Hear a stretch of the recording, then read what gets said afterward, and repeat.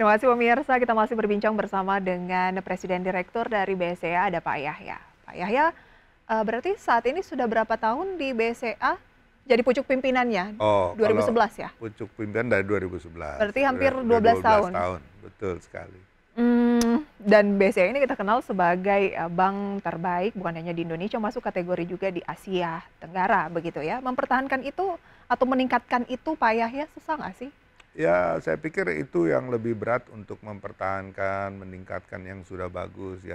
Nah, makanya saya percaya filosofi teamwork ya. Jadi di BCA itu bukan hanya saya sendiri gitu. Ada waduh ratusan bahkan ribuan ya teman-teman ini yang mendukung gitu, sehingga kebersamaan tim inilah yang membuat BCA sukses gitu. Nggak mungkin lah satu orang bisa membuat sukses everything ya. Ini perlu dukungan. Nah, Kan dukungan yang ini lain luar juga punya biasa. teamwork Pak, tetapi kok ngunggulin BCA tuh susah banget gitu. Ya, teamwork dan kita ada dua ya, customer engagement dan team engagement. Ada dua.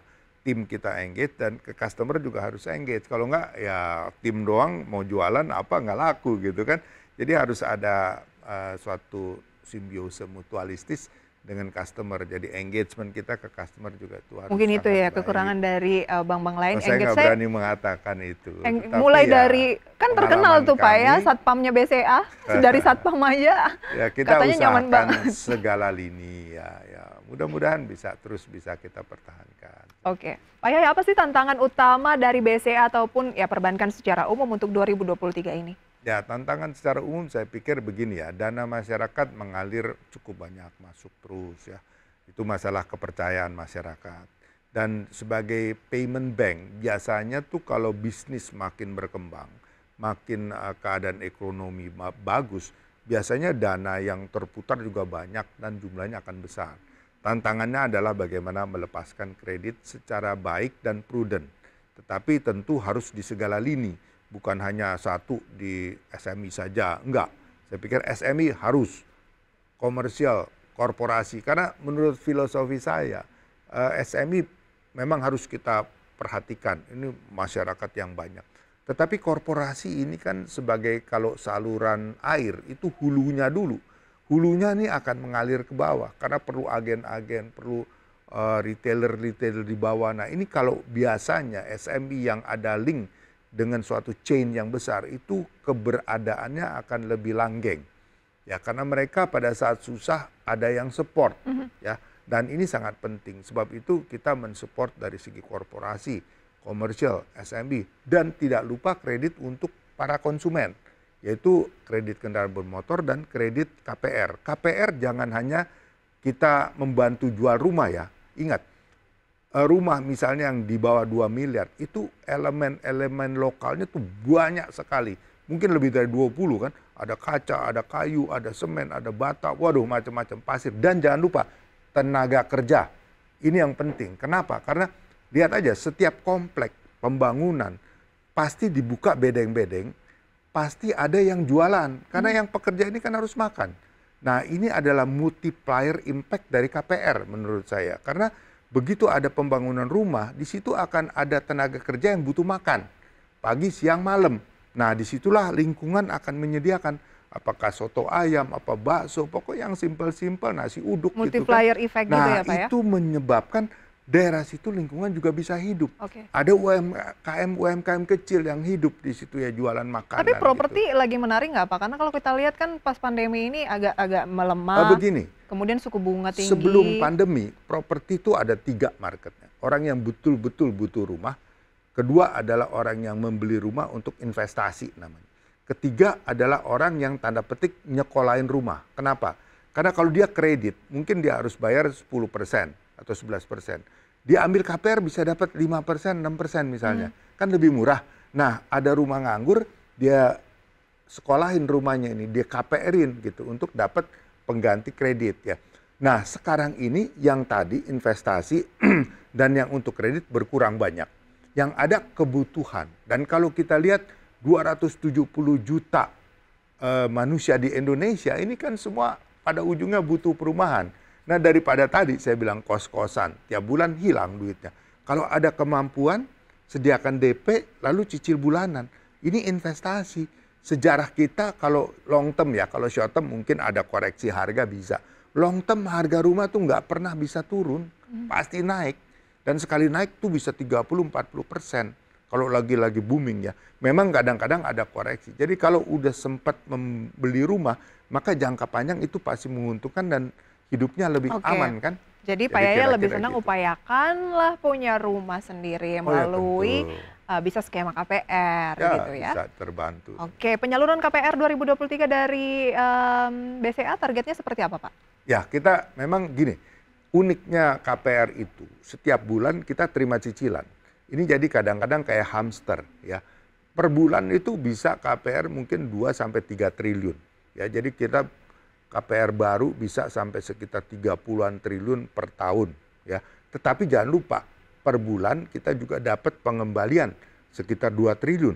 Nah, ini kan sekitar 2 kali 12 24 triliun. Nambah 30 kurang 24. Jadi rumusan begitu. Jadi naiknya mungkin nggak akan terlalu tinggi sekali, tetapi kita sangat berharap bahwa tetap secara absolut outstandingnya nambah terus setiap tahun. Itulah yang kita harapkan. Artinya bahwa lebih banyak kredit rumah baru dibandingkan yang lakukan pembayaran. Oke, bagaimana melihat exposure risiko gejolak perbankan eksternal seperti dari Amerika dan juga Eropa terhadap bank lokal mungkin? Kalau BCA ya kan ini kinerjanya sangat apik begitu Ya. Pak. Tapi ada potensi nggak sih untuk menjalar ke Indonesia? Ya gini, intinya ya bagaimana bank itu mengelola resiko ya dari likuiditas.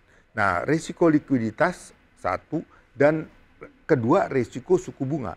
Sebab itu tadi saya sempat katakan kalau ada dana nganggur jangan langsung ditempatkan 20 tahun, 10 tahun ya. Tetapi kita sebagai bank ya, kita tempatkan mungkin ada yang setahun, ada yang 1, 2, 3 bulan, ada yang sampai paling lama di BCA paling lama tuh sampai 8 tahun. Itu pun hanya seperberapa dari total dana nganggur kita. Kenapa? Karena kita perlu menjaga likuiditas. Nah, kalau kita invest jangka panjang, memang seperti di Amerika, mereka invest di US Treasury Bonds, itu risiko kreditnya zero. Tetapi pada saat mereka invest, bunga di situ 1,78. Saat ini lebih dari 4%. Nah, untuk investasi jangka panjang, kalau bunga naik, maka value-nya turun. Turunnya itu bisa 30-40%. Nah, disitulah terjadi krisis di Amerika. Nah, kalau di Indonesia, saya pikir kita sudah ada satu ketentuan di mana fix untuk jangka panjang ada batasannya. Sehingga kita aman terhadap apa yang terjadi gejolak di Silicon Berarti kita lebih Valley hebat Bank. dong Pak dibanding dengan otoritas di Ya, Amerika. saya nggak mengatakan begitu. Kita berpengalaman, tahun 98 kita dilanda krisis, 2008 kita dilanda Ada krisis. hikmahnya juga ternyata sering dilanda krisis ya? Iya, itu membuat kita belajar, kita lebih hati-hati. Jadi penjagaan di kita ini sangat hati-hati untuk likuiditas dan interest rate risk. Baik, ada strategi baru, inovasi baru dari BCA untuk waktu dekat? Saya pikir kita tidak ada sesuatu hal yang baru. Kita teruskan saja apa yang sudah ada, sudah baik, terutama dengan customer engagement ya, kita terus kembangkan dan teamwork terus kita jaga. Kita memacu karyawan kita mengadakan award pertandingan antara sesama cabang, wilayah dan kantor pusat juga ya. Itu untuk meningkatkan kriteria secara bersama-sama. Oke, Bapak hobinya apa sih Pak kalau waktu senggang? Hobinya golf dan renang. Oke, next time mungkin kita bisa ngobrol syutingnya itu di lokasi golf ya Pak Boleh ya. saja, boleh Terima kasih saja. banyak Pak Yahya Terima sharing kasih informasinya. kembali, Semoga ini bisa terima menjadi kasih. referensi dan sumber informasi untuk para pemirsa maupun investor dimanapun berada. Pak Yahya terima kasih banyak, sukses selalu untuk Pak Yahya, sehat selalu dan tentunya juga untuk BCA. Terima kasih Prisa, terima Pak Yahya. kasih. Dan pemirsa, demikian perbincangan bersama dengan Presiden Direktur dari BCA pada pagi hari ini. Semoga bisa menjadi referensi dan sumber informasi untuk Anda. Dan pemirsa, sebelum kita beranjak ke segmen berikutnya, kami tampilkan update informasi dari pembukaan perdagangan sesi 1 pada 3 April 2023 ini. Indeks harga saham gabungan menguat 0,48%. Jakarta Islamic Index LQ45 juga bergerak di teritori positif. Kita lihat untuk deretan top gainers.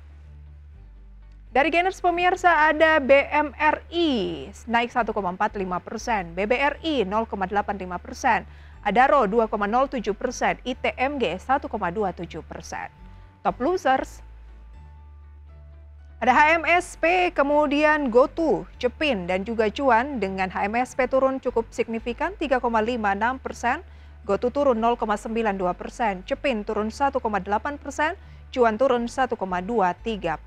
Demikian pemirsa review singkat seputar pembukaan sesi 1 pada awal pekan ini ataupun awal kuartal 2 pemirsa ya.